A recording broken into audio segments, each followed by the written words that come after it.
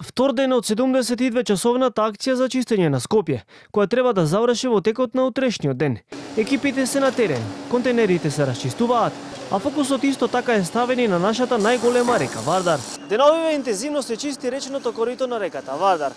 Нашата најголема река се ослободува од ѓубрето и мини депониите кои беа на самиот кеј. Тешка механизација е стационирана во самата река. Го чисти ѓубрето со помош на работници. На самиот кеј пак се чисти ѓубрето и лисијата од надлежните служби.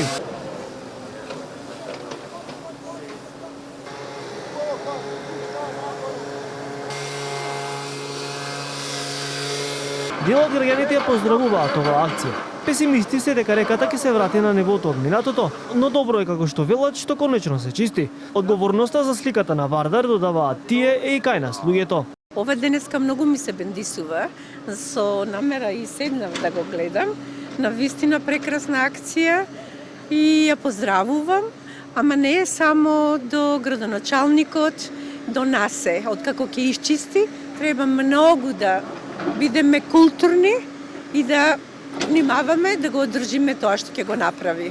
Реката Вардар е пак од особено значење за рибарите, кои секојдневно доаѓаат тука и се рекреираат. Сметаат дека реката треба да се чисти и во Полошкиот регион, каде во изминатиот период имаше стотици илјади шишиња во водите на нашата најголема река. Тешко да се врати нивото како што било порано. Него сега моментално водата е голема, не се гледа правецот, не се гледа тоа чистината. А иначе за прљаштина има доста, се собира, кај што има препрека се собира. Ова треба почесто за да биде овој дел центар, пошто туристи доаѓаат, нашиот глас ќе ни испадне многу лош надвор. Иначе центар си е центар, порано било се со дрва од сите страни. И сега моментално нова мода, модерно, што се вика сега се гради, се онадуваат, само треба да се пази на прљаштина, ѓубришта, што фрлаат по селата, по реките.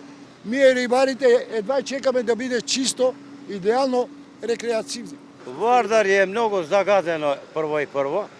Не се чисти, шишиња има, јоргани има, чебиња, шпорети, точкови, секакви. Треба малце по ангажира да се работи. Еве Вардар од Гевгелија надоле е чиста.